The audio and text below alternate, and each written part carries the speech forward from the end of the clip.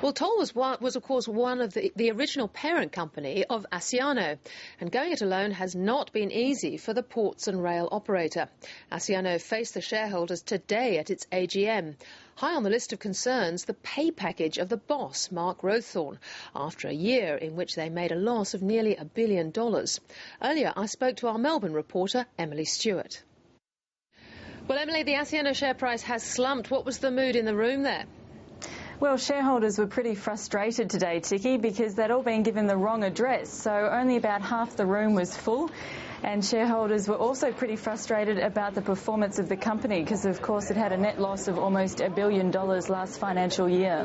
The first quarter operating statistics have resulted in management becoming slightly more cautious about the full year outlook.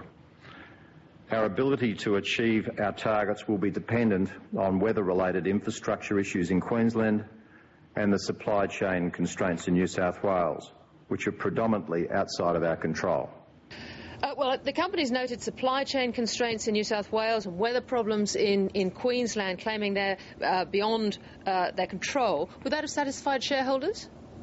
No, I don't think shareholders were very satisfied with that.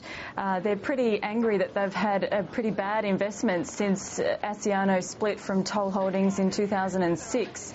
And the September quarter, or the first quarter 2011 results are also looking pretty mixed, with volumes quite low.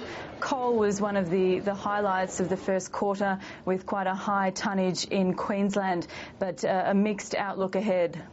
Well, against that backdrop, of course, we've got the issue of Mark Rowsthorn's pay package and indeed management in general. Presumably that came up as well.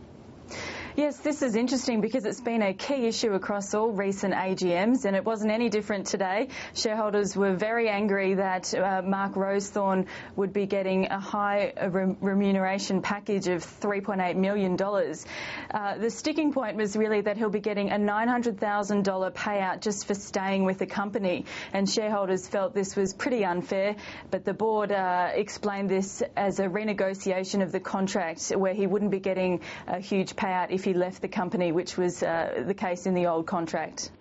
The contract has been now renegotiated, removing the significant termination benefits that he could have received should a new contract not have been agreed. And the key point here is that the old contract would have remained on foot until that agreement was reached. In lieu of the concession made by Mark to give up the termination benefits and moving to a rolling contract, Mark was allocated a retention bonus. And was anything mentioned about the impending QR National float? Yes, Asciano mentioned that they are disappointed that QR's train operations aren't being separated from the track, but they have said that they're happy with the changes in the regulatory environment. But the board says it will look at QR's behaviour and raise the red flag if they see anything that's going to go against Asciano.